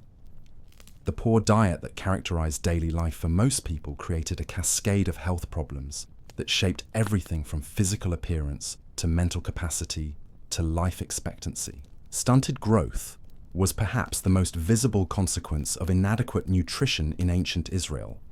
Archaeological evidence from skeletal remains reveals that the average height of ancient Israelis was significantly shorter than modern populations, with many adults reaching only 5 feet in height or less. This wasn't simply a matter of genetics, it was the direct result of chronic malnutrition during crucial growth periods. Children who survived their early years often showed clear signs of nutritional deficiency in their bone development. Their bones were thinner and more fragile than those of well-nourished populations, and many showed evidence of rickets and other diseases caused by vitamin and mineral deficiencies. The bowing of leg bones and deformation of the rib cage were common features that affected both mobility and respiratory function.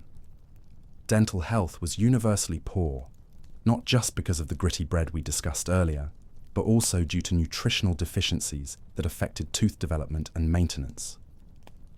Most adults had lost significant numbers of teeth by middle age, and those that remained were often severely worn, infected, or loose. The pain of dental problems was a constant companion for many ancient Israelis. The absence of adequate protein in most diets led to muscle wasting and reduced physical strength. People who might have been capable of significant physical labor found themselves weakened by poor nutrition, creating a cycle where reduced work capacity led to reduced income, which led to even worse nutrition.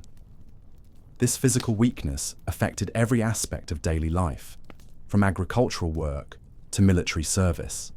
Anemia was widespread due to iron deficiency in the typical ancient diet. The pale, weak appearance of anemic individuals was so common that it was considered normal rather than a sign of illness. This chronic anemia reduced people's energy levels, mental clarity, and resistance to disease, creating populations that were perpetually tired and struggling to meet the demands of daily life. The immune system effects of malnutrition made ancient populations extremely vulnerable to infectious diseases. What might be minor illnesses in well-nourished populations could become life-threatening for people whose immune systems were compromised by poor diet. Epidemics swept through communities with devastating effects, killing not just the elderly and infirm, but healthy adults whose resistance had been undermined by chronic malnutrition. Digestive problems were endemic due to the poor quality and limited variety of available food. The coarse, gritty bread and poorly prepared vegetables caused chronic irritation of the digestive system, leading to frequent stomach pain, irregular bowel movements, and poor nutrient absorption.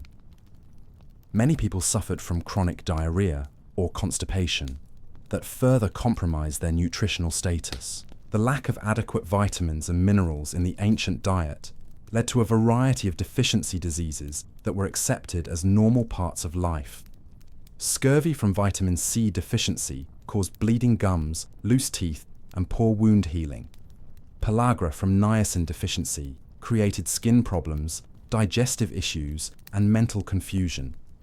Beriberi from thiamine deficiency caused nerve damage and heart problems. Night blindness from vitamin A deficiency was so common that it was considered a normal part of aging rather than a treatable nutritional disorder. Many people simply accepted that their vision would deteriorate with age, not realizing that adequate nutrition could have prevented or delayed these problems. Skin conditions were widespread due to both poor nutrition and poor hygiene. The combination of inadequate vitamins, limited bathing facilities, and constant exposure to dust and dirt created populations with rough, damaged skin that aged prematurely. Skin infections and chronic rashes were common and often became serious health problems due to reduced immune function. Hair loss and poor hair quality were also common consequences of malnutrition. Many adults suffered from premature balding, while those who retained their hair often had thin, brittle strands that broke easily. The lustrous, healthy hair that indicates good nutrition was rare and considered a sign of exceptional health or divine blessing. Reproductive health was significantly affected by chronic malnutrition. Women often experienced irregular menstrual cycles, difficulty conceiving, and high rates of miscarriage. When pregnancies did occur, malnutrition during pregnancy led to low birth weight babies, who were more likely to die in infancy or suffer from developmental problems. Infant and child mortality rates were extremely high, with many families losing half or more of their children before they reached adulthood. While disease played a role in these deaths, malnutrition was often the underlying factor that made children vulnerable to illnesses that might otherwise have been survivable. The mental effects of chronic malnutrition were as significant as the physical consequences. Poor nutrition during critical brain development periods led to reduced cognitive capacity, poor memory, and difficulty with complex thinking. While ancient peoples were certainly capable of intelligence and creativity, their cognitive potential was often limited by nutritional constraints. Mood disorders related to poor nutrition were common but not understood as such. The irritability, depression, and anxiety that can result from malnutrition were accepted as normal human emotions rather than symptoms of treatable nutritional deficiencies. This may have contributed to the fatalistic worldview that characterized much of ancient thought. Energy levels were chronically low for most of the population due to inadequate caloric intake and poor nutrition quality. The constant feeling of tiredness and weakness that many people experienced was so normal that extraordinary energy was seen as a sign of divine blessing or exceptional health rather than the natural result of adequate nutrition. Work capacity was significantly reduced by malnutrition, creating economic consequences that extended beyond individual families. Agricultural productivity suffered when farmers lacked the strength and energy needed for optimal crop cultivation. Military effectiveness was compromised when soldiers were weakened by poor nutrition. Recovery from injuries and illnesses was slow and often incomplete due to the body's inability to heal properly without adequate nutrition. Minor wounds that should have healed quickly often became infected or failed to heal completely. Broken bones healed poorly or not at all, leaving many people with permanent disabilities. The aging process was accelerated by chronic malnutrition, with people appearing and feeling much older than their actual years. Life expectancy was short, not just because of disease and injury, but because bodies worn down by lifelong malnutrition simply wore out more quickly than those sustained by adequate nutrition. Social and psychological adaptations developed around these nutritional realities. Communities developed sharing mechanisms to help families survive the worst periods of scarcity. Cultural values emphasized endurance, acceptance of hardship, and appreciation for small pleasures, because these attitudes helped people cope with chronic deprivation. The religious implications of widespread malnutrition influenced theological development in ancient Israel. The promises of abundant food in religious texts held particular power for populations that lived with constant hunger. The metaphors of spiritual nourishment resonated deeply with people who understood intimately the effects of physical malnutrition. Understanding the health consequences of poor nutrition in ancient Israel helps explain why food abundance was seen as such a powerful sign of divine blessing. For populations that lived with the daily reality of malnutrition's effects, the promise of adequate food represented not just physical comfort, but the possibility of human flourishing that they had never experienced. The religious and ceremonial aspects of food in ancient Israel created additional complexities that often made eating even more challenging than the basic difficulties of food production and preparation. The elaborate system of dietary laws, sacrificial requirements, and religious observances surrounding food meant that families had to navigate not just practical concerns about nutrition and taste, but also complex spiritual obligations that could significantly impact their already limited food resources. The kosher laws that governed which animals could be consumed eliminated many potential protein sources from the ancient Israeli diet. While these laws served important spiritual and health purposes, they also reduced an already limited selection of available foods. Pork, shellfish, and many other animals that might have provided nutrition were forbidden, forcing families to rely on an even smaller range of acceptable foods. The requirements for ritual slaughter made obtaining kosher meat even more challenging for ordinary families. Animals had to be killed in specific ways by qualified individuals, and the meat had to be processed according to strict guidelines. These requirements meant that families couldn't simply slaughter their own animals when needed, but had to rely on religious authorities and specialists who might not always be available. The prohibition against mixing meat and dairy created additional meal planning challenges for families who had access to both types of food. Separate cooking vessels, storage containers, and eating utensils were required, creating additional expenses and complexity for families who could barely afford basic cooking equipment. The timing of meals also had to be carefully planned to avoid violating these separation requirements. Sabbath observance created weekly cycles of feast and relative famine that affected family nutrition patterns. The prohibition against cooking on the Sabbath meant that families had to prepare extra food in advance, but their limited storage capabilities often resulted in food spoilage, The special meals required for Sabbath celebrations strained family food budgets and often left them with less food for the rest of the week. Religious festivals and holy days required special foods and additional offerings that could devastate family food stores. The Passover celebration, for example, required specific types of bread, wine, and other ceremonial foods that had to be purchased or prepared regardless of the family's financial situation. These requirements often forced families to spend money they couldn't afford or go into debt to meet religious obligations. The tithe system required families to give away significant portions of their best produce as religious offerings. The first fruits and finest grains had to be donated to the temple, leaving families with the inferior remainder for their own consumption. This system ensured that religious institutions had access to high-quality food, while families survived on what was left over. Temple sacrifices required families to bring valuable animals for ritual slaughter, representing enormous financial sacrifices for people who owned few animals.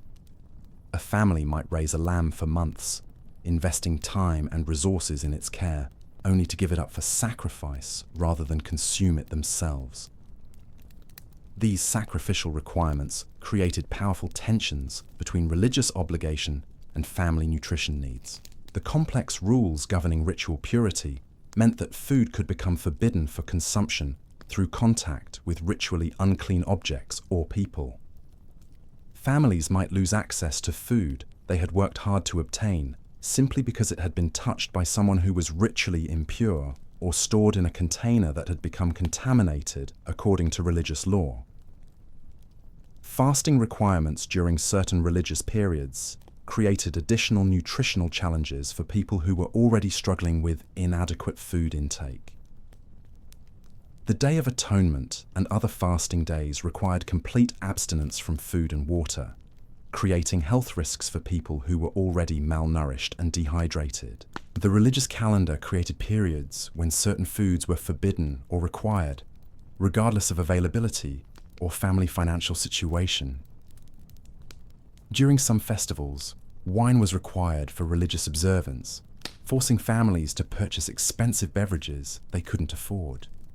During other periods, specific types of bread or other foods were mandated for proper religious observance. Ritual cleansing requirements for food preparation added additional time and resource burdens to families who were already struggling with the basic challenges of cooking and food storage. Special washing procedures, blessed water, and ritual purification of cooking vessels required resources and knowledge that many families lacked. The priesthood's dietary requirements were different from those of ordinary families, creating additional complexity in communities where priests lived among common people. Food that was acceptable for lay consumption might be forbidden to priests, requiring separate food preparation and storage systems that strained community resources. Religious pilgrimage requirements forced families to travel to distant locations for festivals and observances, creating additional food challenges. Traveling families had to carry food for the journey, find acceptable food at their destination, and often purchase expensive ritual foods from vendors who took advantage of religious requirements to charge inflated prices. The interpretation and enforcement of religious dietary laws varied among different religious authorities, creating confusion and inconsistency that made compliance difficult. Families might follow religious practices they believed were correct, only to be told by different authorities that their observance was inadequate or incorrect. Community pressure to maintain religious food observances created social and economic burdens that went beyond the official requirements. Families felt compelled to spend money they didn't have on religious foods to maintain their standing in the community, even when such spending created genuine hardship for their children. The religious meaning attached to different foods created psychological and emotional complications around eating. Foods that were associated with sin, impurity, or spiritual failure became sources of anxiety and guilt, while foods that represented divine blessing or spiritual achievement created additional pressure to obtain and consume them properly. Marriage and family celebration requirements included specific foods and feasting obligations that could bankrupt families for years. Wedding feasts, coming-of-age celebrations, and other religious family observances required levels of food expenditure that were completely beyond the means of most families, forcing them into debt or social embarrassment. The religious symbolism attached to bread, wine, and other staple foods meant that even basic meals carried spiritual significance that added pressure to food preparation and consumption. The bread that families ate daily was not just nutrition, but a symbol of divine providence, creating spiritual anxiety when bread was scarce or of poor quality. Death and mourning rituals required specific foods and feeding obligations that created additional burdens during times when families were already struggling with loss and grief. Mourning families were expected to provide food for visitors and follow specific dietary practices that might conflict with their limited resources or emotional state. The religious education of children around food laws and practices required families to teach complex rules and observances even when they themselves had limited understanding or resources to demonstrate proper compliance. Children had to learn not just how to obtain and prepare food, but how to do so in ways that met religious requirements they might not fully understand.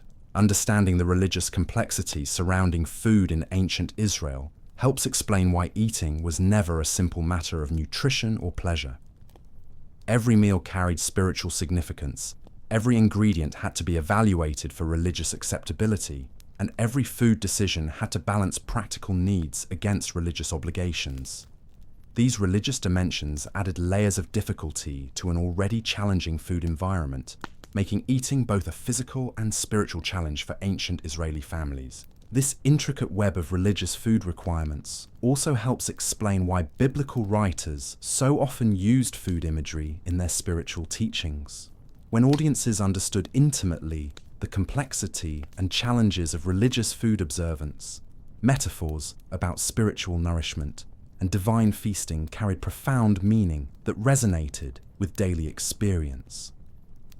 The promise of a future time when eating would be simple, abundant, and joyful represented not just physical comfort, but spiritual liberation from the complex burdens that surrounded every meal in ancient religious life. As we reach the end of our gentle journey through the harsh culinary landscape of ancient Israel, it's worth taking a moment to reflect on just how dramatically our relationship with food has transformed over the millennia. The struggles we've explored tonight, the gritty bread, contaminated water, spoiled preserved foods, and constant battle against hunger, paint a picture of daily life that seems almost incomprehensible from our modern perspective. Imagine for a moment what it would be like to wake up tomorrow morning and face the food realities of an ancient Israeli family.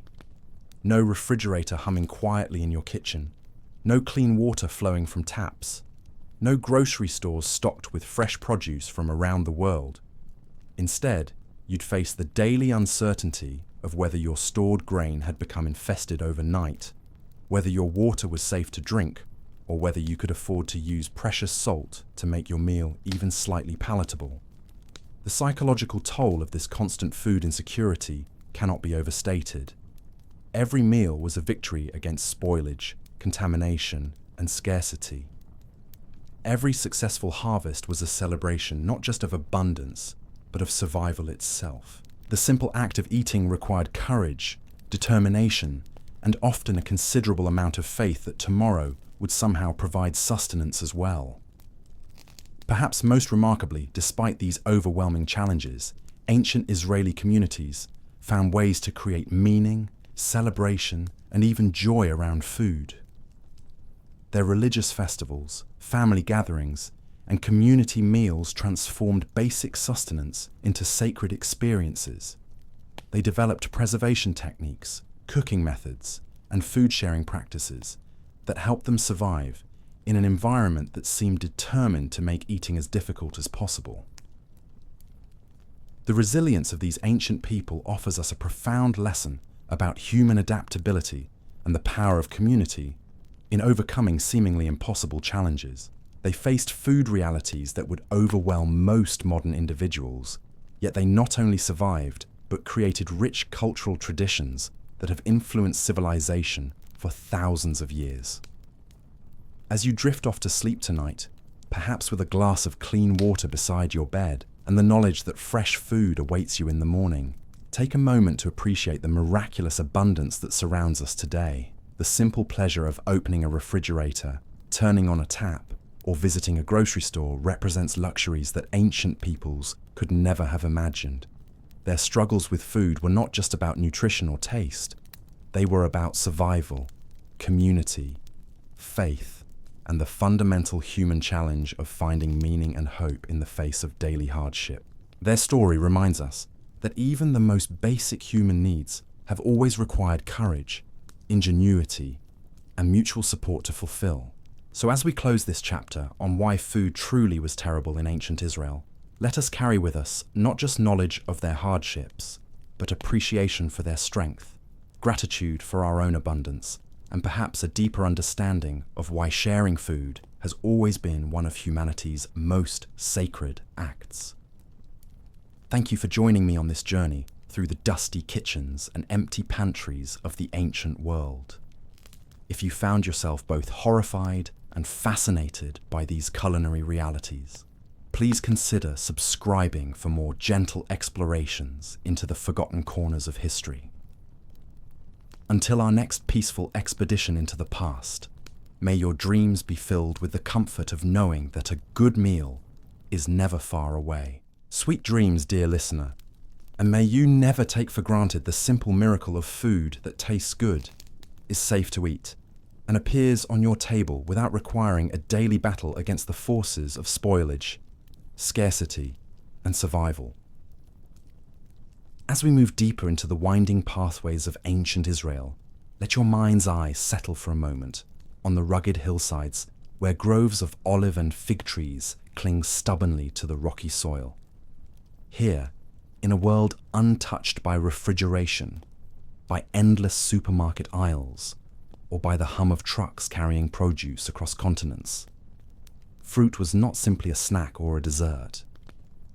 It was a fleeting blessing, an unpredictable luxury, a brief sweetness in lives defined by labor and scarcity. Imagine waking each morning under the unyielding Mediterranean sun, knowing that for most of the year the closest thing to sweetness in your diet might come from a few shriveled raisins or a spoonful of honey so rare and precious it would never be wasted on the mouths of children. For ordinary families, the idea of biting into a perfectly ripe pomegranate or a fresh fig was a memory tied to certain seasons, short, unpredictable windows when the land yielded these treasures, and even then, not always to those who needed them most. Let us pause beneath a fig tree, its broad, dusty leaves casting dappled shadows on parched ground. The tree itself looks ancient, its gnarled limbs bent low, as if bowing under centuries of survival in this harsh landscape. From its twisted branches hang a few plump fruits, their purple skins splitting slightly to reveal the ruby-red flesh within. In this moment, a single fig carries the power to transform a meal. Its sweetness is not merely a flavor, but a revelation, an interruption of the bitterness and blandness that dominate every other dish. Yet even this gift comes with burdens. Without any way to preserve their freshness, figs had to be eaten quickly or dried in the open air, a process that invited dust, insects, and the ever-present threat of spoilage. The dried fig cakes that families created for later use were dense and leathery, their sticky interiors clinging stubbornly to stone-ground teeth already worn smooth by years of chewing gritty bread. A bite of dried fig was a tug-of-war with texture, requiring patience and strong jaws. Children might suck on these hardened cakes for minutes at a time, coaxing out the last traces of sweetness while spitting out occasional grit that had settled into the drying mats. Dates, too, grew in some parts of the land, though not with the lush abundance we might imagine. These were not the plump, moist medjool dates of modern markets, but smaller, drier varieties that often clung tenaciously to their pits. When harvested, they provided a brief influx of energy, their natural sugars offering rare relief to bodies worn thin by labor. Yet dates, like figs, required careful drying and storage, and the resulting product was often darkened by age, tasting faintly of dust and the smoke of cooking fires where they hung suspended in nets or baskets. Pomegranates, perhaps the most iconic fruit of biblical Israel, held a place of deep symbolic power in the culture. Their leathery skins concealed hundreds of jewel-like seeds, each a tiny burst of tartness and juice that stained hands and lips crimson. In the biblical imagination, the pomegranate's abundance of seeds symbolized fertility, blessing, and the richness of God's promise. But in daily life, these fruits were fragile and quick to rot, their juice fermenting within days if left unattended. A family fortunate enough to obtain a pomegranate would divide it carefully, each member savoring a handful of seeds, with the awareness that such indulgence might not come again for many months. Wild berries, mulberries, small native grapes, and occasional wild plums grew sporadically in untamed thickets. These too were not cultivated but foraged, often with the risk of encountering thorns, snakes, or competing animals. Their flavour was unpredictable. Some sweet and tender, others sharp and mouth-puckering, with skins tougher and seeds larger than modern varieties. A handful of wild berries might brighten a child's face for a moment, though the joy was tempered by the knowledge that such finds were rare and never enough to fill an empty belly. And yet, even in their scarcity, fruit played a role in the rhythms of ancient life. During the brief harvest seasons, families gathered figs, grapes, and pomegranates in communal efforts, laughing and singing to distract themselves from the heat and exhaustion. These were moments of both labour and celebration, for they marked the fleeting periods when food might taste of something beyond mere survival. The preservation of fruit was as challenging as its cultivation. Figs and dates were dried on rooftops or flat stones, but without screens or clean surfaces, they were vulnerable to flies, rodents, and the ever-present dust carried on desert winds. Grapes were sometimes pressed into crude wines or thick syrups known as dibs, though the process was labour-intensive and fraught with contamination. Even the best preserved fruits carried the earthy tang of smoke, clay, and dust, a far cry from the clean sweetness we expect today. For the poor, fruit was not a daily expectation, but a dream tied to memory and longing. In the lean months, when supplies of grain and legumes dwindled, stories of past harvests and the taste of sweet figs became a comfort whispered around flickering oil lamps. Children would ask when the next fig season would come, and parents would smile weakly, knowing that the answer depended on rains, on pests, on luck, on forces beyond their control. It is no wonder, then, that fruit held such powerful metaphorical weight in biblical literature.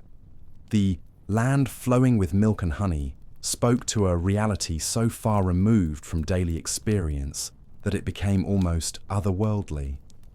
The promise of vines heavy with grapes, of fig trees yielding abundant fruit, and of pomegranates split open in profusion evoked not only physical plenty, but a vision of divine favour, a reversal of the harsh scarcity that marked the lives of most Israelites.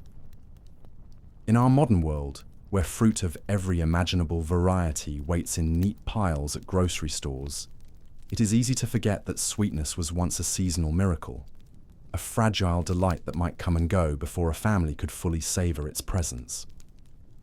For ancient Israel, fruit was not just food, it was hope incarnate, proof that even in a landscape of dust and stone, the earth could yield a taste of joy.